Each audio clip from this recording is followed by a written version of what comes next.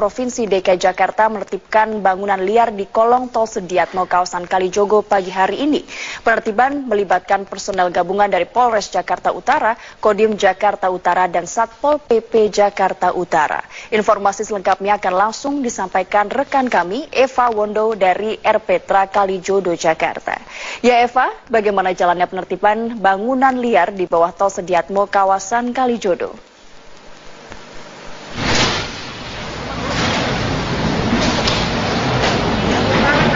Ajang proses penertiban bangunan liar di bawah kolong tol Sediatmo atau di kawasan Kalijodo, Jakarta Utara saat ini sudah selesai dilakukan. Tadi proses penertiban bangunan liar sudah dimulai sejak pukul 7 pagi waktu Indonesia Barat, tepat setelah apel siaga yang dilakukan oleh Satpol PP, Polres Jakarta Utara dan juga Kodim Jakarta Utara selesai digelar. Total ada 3 alat berat yang disiagakan oleh pemerintah Provinsi DKI Jakarta untuk menertibkan bangunan liar atau bangunan semi permanen yang berada di sepanjang kolong tol Sediatmo, kawasan Kalijodo, Jakarta Utara ini.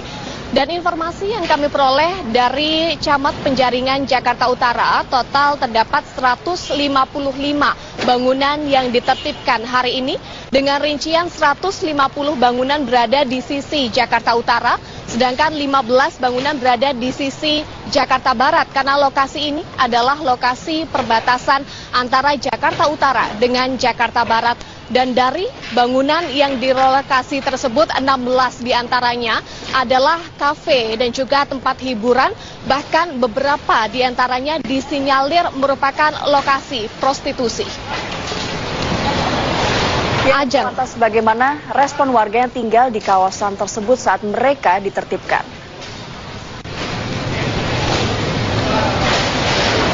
Ajeng, tidak ada perlawanan dari warga yang tinggal di kawasan ini saat proses penertiban berlangsung.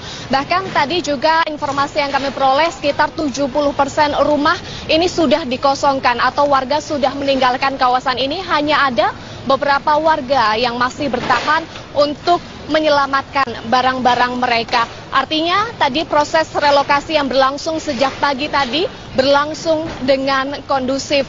Sedangkan informasi yang kami peroleh juga dari pihak Camat Penjaringan, sebagian besar masyarakat yang tinggal di kawasan ini adalah warga pendatang atau bukan warga DKI Jakarta. Sedangkan dari pemerintah Provinsi DKI Jakarta hanya menyiapkan rusun bagi warga yang memiliki KTP DKI Jakarta. Untuk warga yang memiliki KTP DKI Jakarta rencananya akan direlokasi ke Rusun Kapuk Muara, Jakarta Utara. Sedangkan warga yang tidak memiliki KTP DKI Jakarta tidak akan diberikan fasilitas rusun oleh pemerintah Provinsi DKI Jakarta. Rencananya nanti setelah proses penertiban ini usai digelar, pemerintah Provinsi DKI Jakarta akan mengalihfungsikan lokasi ini. Rencananya akan dialihfungsikan untuk perluasan proyek RPTRA Kalijodo dan juga pembangunan sarana olahraga, serta akan dijadikan lahan parkir yang akan dikelola oleh Dinas Perhubungan DKI Jakarta. Tujuannya agar lokasi ini tidak lagi dihuni atau dibangun bangunan semi permanen oleh warga. Ajeng, kembali ke Anda di studio. Ya, Eva Wondo, terima kasih atas laporan Anda. Selamat kembali bertugas. Widodo beserta Wakil Presiden Yusuf Kala dan sejumlah menteri serta pimpinan BUMN menunaikan zakat di Istana Negara. Pembayaran zakat lewat Badan Zakat Nasional atau Basnas ini diyakini mampu mengurangi zakat yang tidak tepat sasaran dan berdesak-desakan. Pemirsa, informasi selengkapnya kita terhubung dengan reporter Eko Frima Andani di Istana Kepresidenan Jakarta. Ya Eko, bagaimanakah pelaksanaan zakat di Istana hari ini? Ajeng, Presiden Joko Widodo beserta wakilnya Yusuf Kala mengawali pembayaran atau menunaikan zakat pada hari ini lewat Badan Zakat Nasional atau Basnas. Presiden menyerahkan langsung uang tunai kepada petugas zakat beserta wakilnya Yusuf Kala. Dan tadi Presiden juga, selain Presiden dan juga wakilnya, para pembayar zakat atau muzaki ini juga diikuti oleh para sejumlah Menteri Kabinet Kerja seperti Sekretaris Kabinet Pramono Anung dan juga Sekretaris Negara Pratikno, juga diikuti oleh sejumlah Kepala Badan Usaha milik negara. Pembayaran zakat lewat Basnas ini diyakini mampu akan tepat sasaran dan juga penerimanya pun langsung kepada yang berhak menerimanya. Dan Presiden juga menyatakan jika pemberian zakat lewat Basnas ini juga mengurangi dampak keamanan seperti pemberian zakat yang berdesak-desakan. Kita tahu dengan banyaknya masyarakat yang menyalurkan zakat secara sendiri-sendiri, sangat riskan terhadap faktor berdesak-desakan atau banyak yang pingsan dalam penyaluran zakatnya. Untuk itu dengan adanya Basnas hendaknya sesuai dengan ketentuan Undang-Undang Nomor 23 Tahun 2011, di mana Basnas sendiri dipercaya oleh negara untuk mengelola Badan Zakat Nasional yang telah disepakati oleh pemerintah. Dan untuk itu Presiden juga menghimbau agar kemudahan-kemudahan yang diberikan oleh Basnas dapat dimanfaatkan oleh masyarakat. Salah satunya Basnas juga membuka pembayaran lewat sistem transfer dan juga pembayaran lewat cek dan juga debit lainnya. Dan Basnas juga saat ini juga bekerja sama dengan OJK, Otoritas Jasa Keuangan, di mana bekerjasama dengan sistem laku pandai, di mana ini merupakan sistem tanpa bank berkantor, namun juga bisa memudahkan masyarakat untuk khususnya mereka yang berada di pedalaman atau khusus jauh dari perkotaan untuk membayarkan zakat sekaligus juga berinfak sedekah mereka untuk menyalurkan kepada pihak-pihak yang kurang mampu.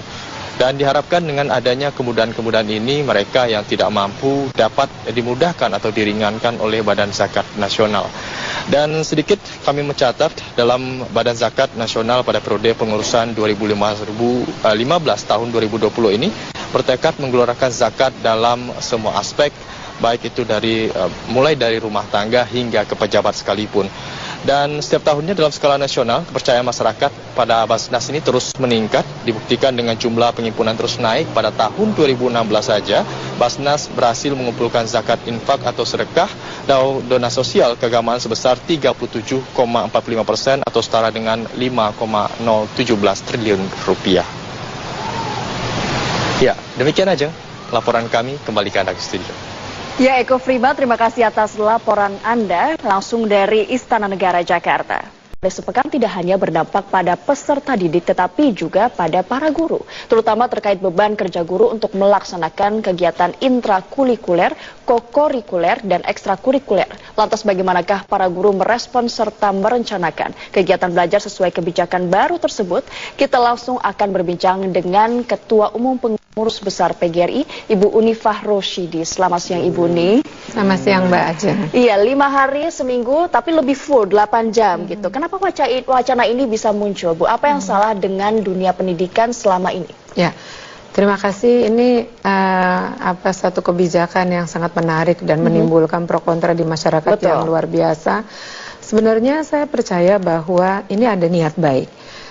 Kan kalau saya mendengar alasannya kan ingin bagaimana siswa itu lebih aman, bagaimana kemudian jangan tawuran. Ini niat baiknya, ya kan. Tapi begitu diimplementasikan, ini ada hal-hal yang kemudian menimbulkan masalah karena terlalu menyederhanakan persoalan. Nah, ini yang harus kita gali ya. Ini. Pertama, sebenarnya kalau soal pendidikan karakter itu kan seharusnya menjadi ruh di dalam proses pembelajaran. Itulah tujuannya ya Bu. Betul, ya dari pendidikan ya. Di Indonesia. Jadi harus pendidikan karakter itu harus menjadi kultur bagi pembelajaran di sekolah. Dan itu bisa diusahakan dan diciptakan gitu. Nah, masalahnya ini kemudian kebijakan ini tiba-tiba masyarakat ada aturan dan aturan itu memang tampak sekali aturan ini mungkin belum dikaji secara mendalam. Ini yang akhirnya menimbulkan persoalan. Pro dan kontranya mulai dari sini berarti belum ada sosialisasi. Betul, belum ada sosialisasi dan gini. Jadi kan hal-hal yang harus dipertimbangkan misalnya gitu. Di dalam aturan itu saya lihat sekolah 8 jam. Padahal kita tahu bahwa banyak sekali di masyarakat itu bahwa setelah sekolah umum itu ada sekolah agama, sekolah di madrasah ibtidaiyah, madrasah sanawiyah gitu kan, yang setelah ini. Nah, kalau kita melihat aturannya itu seolah-olah tidak ada. Padahal ini ada ruang yang bisa didiskusikan. Ini sehingga menimbulkan reaksi yang keras. Itu satu. Kedua, pendidikan juga ini kan sudah didesentralisasikan. Artinya pendidikan itu kewenangan dari pemerintah daerah. Seharusnya mereka diajak bicara dong. Penyelenggara pendidikan diajak bicara, masyarakat kami diajak bicara yang punya guru gitu. Sehingga ada titik temu. Ini niat baik ini kalau tidak tergesa-gesa, kalau dilihat aturannya itu memungkinkan untuk memberi ruang bagi yang lain, nggak akan seramai ini. Kemudian kita juga ngelihat apakah ini anak-anak yang kelas 1, 2, 3, kelas rendah. Apa iya dia sampai 8 jam? Nah, itu dia, beban kerja guru juga bisa terpengaruhi dan psikologis anak yang apalagi yang masih kecil itu juga bisa sangat berdampak. Bagaimana dari pihak Anda untuk menyikapi hal ini? Ya, jadi itulah yang disebut seharusnya harus dipersiapkan secara matang dulu gitu. Tanya gitu. Misalnya kalau misalnya anak-anak ini sampai sekian lama, terutama anak-anak yang kelas 1, kelas 2, kelas 3, lalu mereka isi apa? Apakah mau bermain-main di sekolah? Apakah kemudian nanti mereka bagaimana juga asupan gizinya? Bagaimana mereka perkembangannya kan dari aspek perkembangan mereka itu masih memerlukan sentuhan fisik dengan orang tua. Belum lagi beban kerja guru. Dan jangan lupa guru juga orang tua gitu. Nah, hal-hal seperti ini sebenarnya bisa dapat diselesaikan kalau pemerintah mau berbicara dengan pihak-pihak luar, seperti dengan Pemda yang memiliki kewenangan untuk sekolah, dengan penyelenggara pendidikan, mungkin sudah. Tetapi ini tampaknya belum ada satu yang sangat energinya belum klop begini. Sehingga yang ada kalau saya ngeliat aturannya memang ya pantas menimbulkan reaksi gitu. Ini harus didiskusikan. Lalu secara teknis seperti apa Bu dengan beban kerja yang baru kalau dibandingkan dengan yang lama? Ini kan yang baru tentu saja lebih berat gitu, lebih panjang jam kerjanya. Guru ini saya juga aneh-aneh misalnya. PP nomor 74 yang diganti tentang guru ini bebannya luar biasa. Guru ini sudah harus 24 jam mengajar dan harus tinggal. Dulu kami pembicaraannya boleh dong dia 8 jam sehari, tetapi tidak harus 24 jam bagi mereka yang kurang. Betul. Nah, sekarang itu juga wajib 20 ini. Jadi guru pun mendapatkan beban yang luar biasa sulitnya nanti di dalam bekerja. Dia harus memenuhi ngajar penuh, dia harus menambah, dia juga kemudian ingat punya anak di dalam keluarga. Jadi bebannya banyak sekali, beban ganda sekali. Ya kita bilang. Beban ganda bagi guru gitu. Jadi sering sekali saya ingin menghimbau begini, udahlah kalau bikin aturan itu jangan merasa paling tahu lah.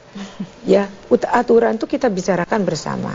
Saya ingin bahwa ini tidak menjadi polemik yang besar. Betul. Bagaimana kemudian misalnya penyelenggara agama bisa kita ajak bicara. Nggak ada yang salah kok kalau kita mau bicarakan bersama-sama gitu. Lantas bagaimana dari pihak PGRI sendiri untuk menjembatani hal ini? Karena ini sudah menjadi permen ya Bu ya, dan akan segera dilakukan pada Juli. Iya, betul.